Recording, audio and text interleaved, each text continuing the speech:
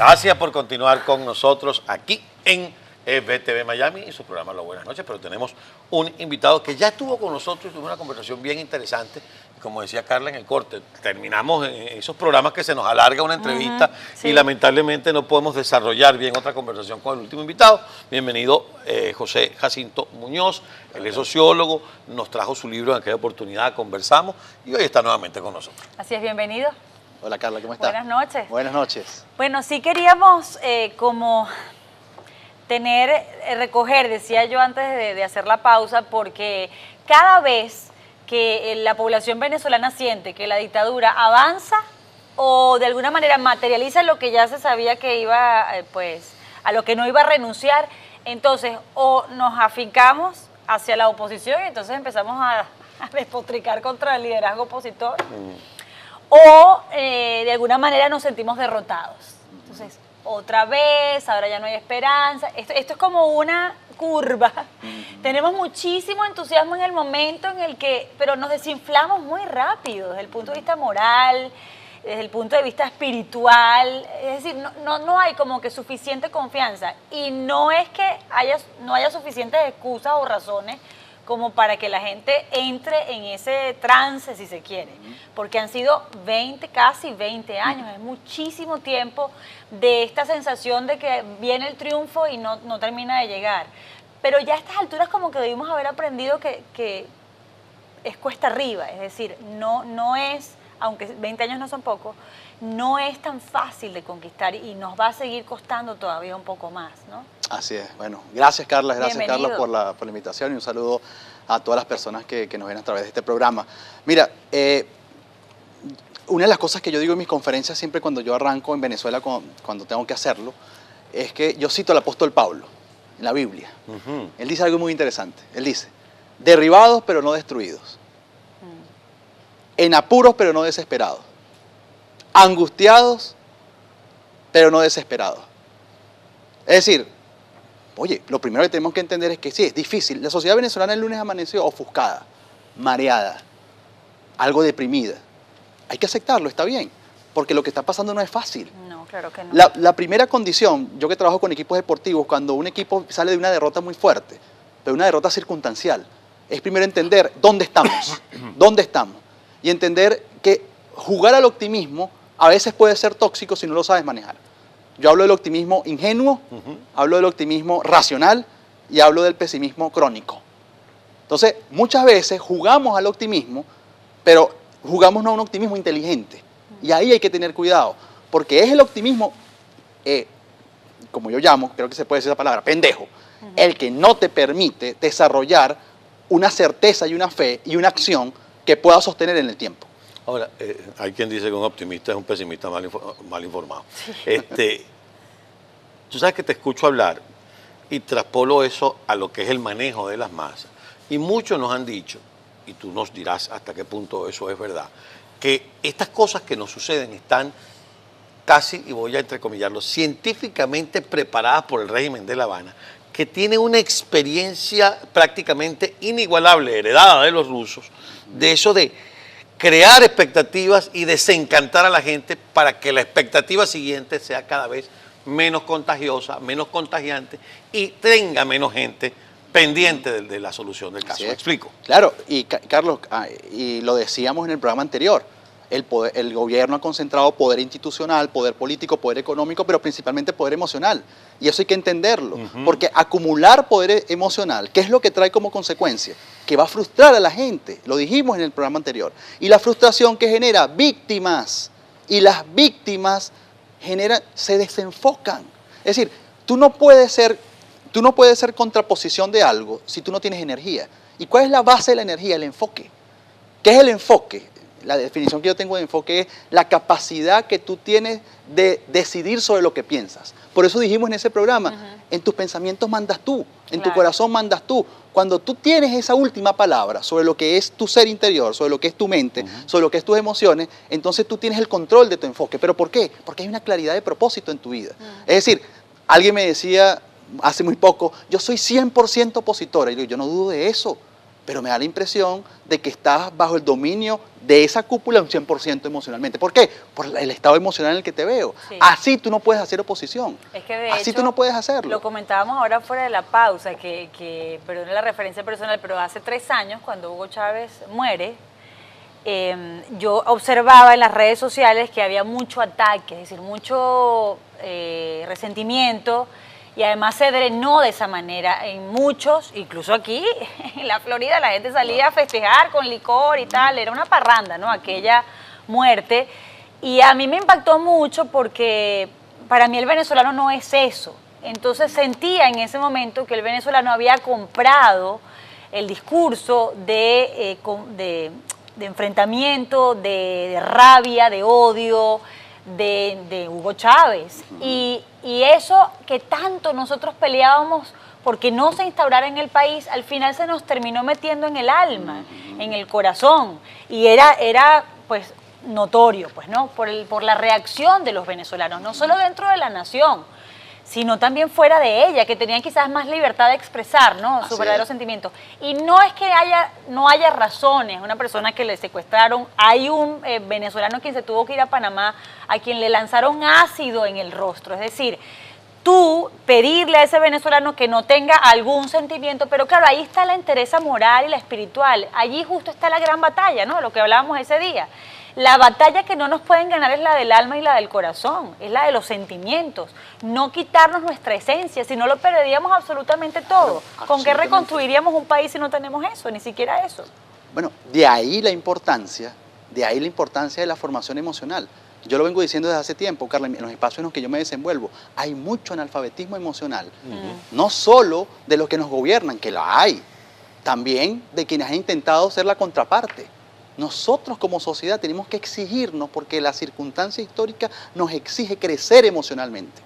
Es perentorio, es necesario, es urgente. ¿Tú escuchaste el discurso de Antonio Ledesma, el de anoche, el que previo a que se lo llevaran preso?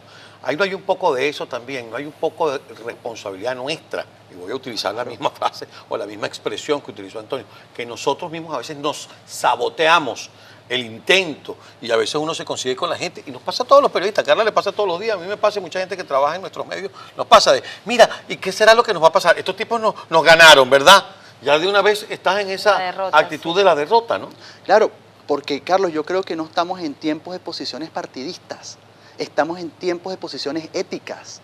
Por eso yo vengo diciendo muchísimo que no nos podemos dar el lujo en estos momentos de ser neutrales. Claro. No porque el neutral es algo que lo vamos a atacar, no. El ser neutro es una posición válida, pero en una sociedad normal, desde el punto de vista político. Así es. En este momento no se trata de que eres opositor o que eres oficialista. En este momento creo yo que se trata del país que queremos, del país que merecemos y del país que nos quieren imponer. Eso es totalmente distinto, es otra dimensión. Ya no es la dimensión partidista, es la dimensión ética, moral, en donde tú dices, es que blancos y rojos o rojos y amarillos coinciden en que quieren un país donde puedan crecer y desarrollarse, y eso no lo tenemos, ¿entiendes? Entonces yo creo que el punto está, ¿qué estamos buscando?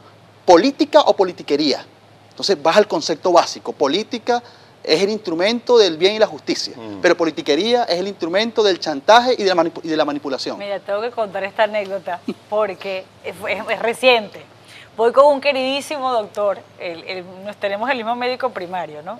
Un hombre, un cubano súper chévere. Encantador. Encantador. Y entonces yo voy porque, bueno, tuve un episodio ahí con un producto químico y sentía que me afectaba, que tengo como una ronquera allí, una alergia y tal. Entonces voy, doctor, mire, no se me quita, me mandaron la bombita esta, el spray.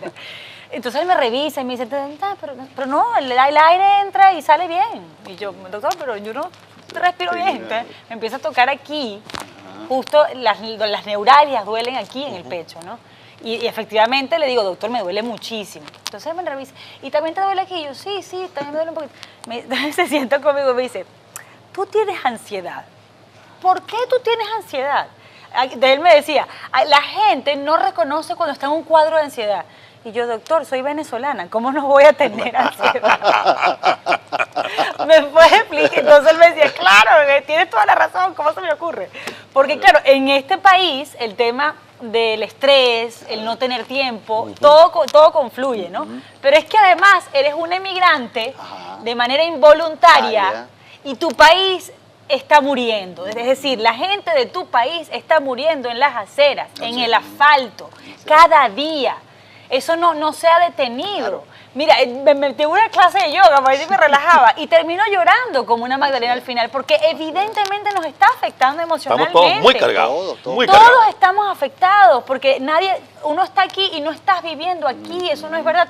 Tu mente y tu corazón están en Venezuela. Claro. Y tus 24 horas del día se las dedicas a Venezuela. Entonces, ¿cómo hacemos para, ya identificado esto, el motivo de nuestra ansiedad, de nuestros desvelos, de nuestros suspiros también? ¿Cómo hacemos como para mantener presente la esperanza en medio de ese cuadro tan difícil? Bueno, Carla, lo que tú acabas de hacer es un ejercicio maravilloso, que la gente en casa lo pudiera hacer. Ok. ¿Por qué? Porque, hablar del tema. Sí, claro, porque muchos hablan de reprimir. Sí, es decir, sí, de sí. entrar en negación, me parece que es terrible. Porque cuando tú entras en negación y dices, hay que ser positivo. No hay que decir lo que me molesta. No, tenga sus 20, 30 minutos de Claro, drenaje. O sea, claro. somos seres humanos, por Dios. Ni los hombres, cancelado, te dicen por ahí. No, exacto. Ahí vienes con tus malas vibras, ya va, yo soy un ser humano, o sea, por mis venas pasa sangre. Entonces, yo tengo que drenar. No importa que seas el psiquiatra, el psicólogo, el sociólogo, el que tiene doctorado, no me importa. O sea, eres un ser humano y el que le duele, le duele. Ahora, yo no me puedo quedar ahí. Eso. Yo no me puedo quedar ahí. O sea, yo tengo que entender, yo comprendo la situación, pero yo decido avanzar en base a lo que esa experiencia me hizo sentir. Yo avanzo. Pero uno no se queda. Lo que pasa es que eso no lo abandona. Uno no se queda porque, como dice Carla, tienes que trabajar. Aquí como dice todo, hay que pagar los biles. Entonces tú sales a trabajar bien temprano y sales a vivir en el estilo de vida que aprendimos en este país, pero con la cabeza allá, con la carga de lo que traes de allá, con los que tenemos familia allá. Tú dices, Dios mío, pero no puedes detenerte, ni siquiera preocuparte, porque hay que producir aquí. Pero entonces entra el entrenamiento emocional. Yo tengo que hacer un esfuerzo consciente. Recuerda que el gran objetivo de este gobierno es generarnos miedo. Sí. Y muchos de los miedos no se sustentan, muchos de nuestros miedos se sustentan en emociones, no en realidades.